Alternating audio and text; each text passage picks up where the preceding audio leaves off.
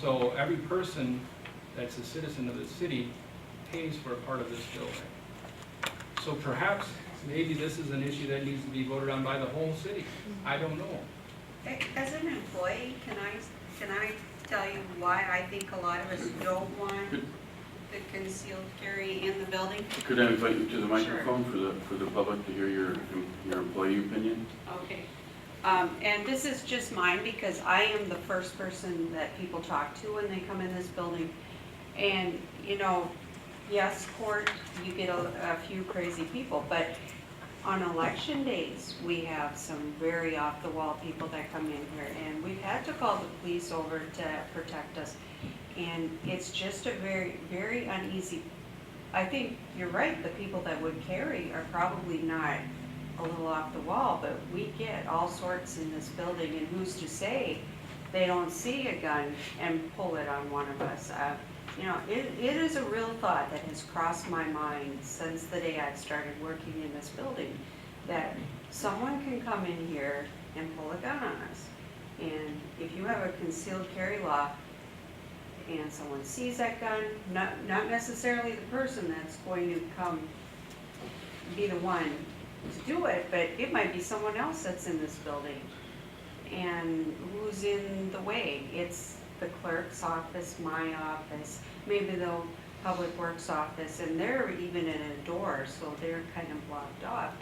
But we're out in the open, and that is the thing that why I don't want this in our building every day.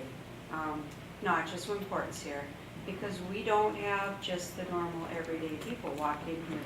Sometimes we have very, very different people that walk into this building. And the majority of the people are normal, but they're not all. And you gotta remember, we also have the VA here in Tomah, and we have issues with those people sometimes too.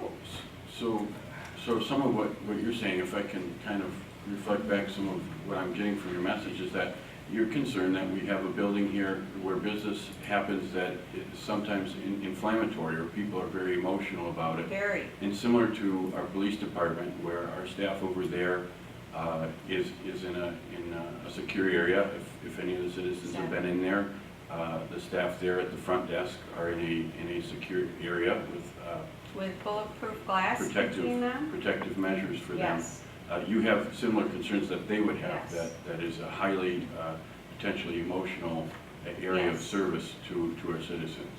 And most of the time, no, that isn't the way it is. But I can think 4 or 5 times in my 14 years here where we've called the PD over because things were out of hand.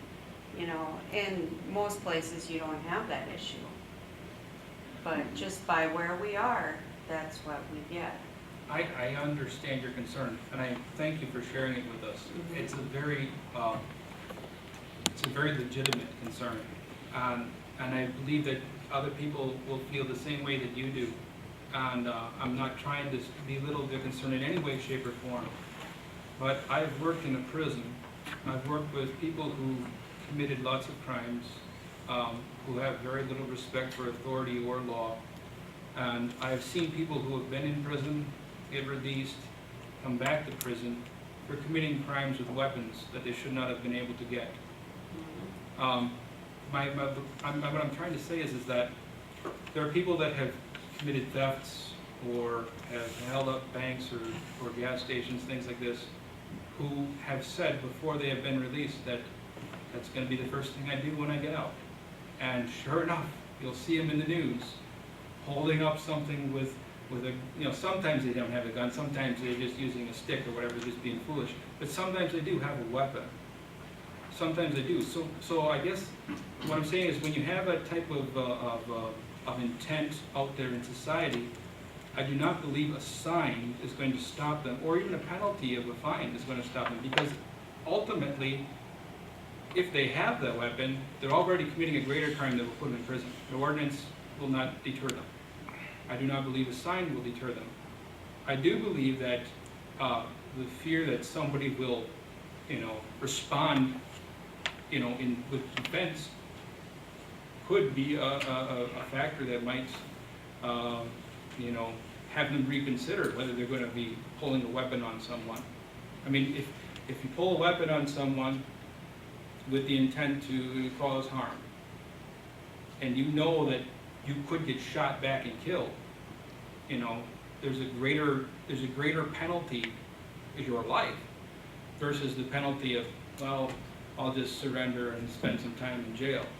Well, and then the issue shouldn't be, can the public come in with a gun? It should be, how are we protected from it? And that's, I guess, what Thank our you. concern is. Thank you for sharing your concerns. Thank you. Thank you very much. Mr. Schleicher? I understand where Julia is coming from, but I agree with her on protection and people are grouping under these offices.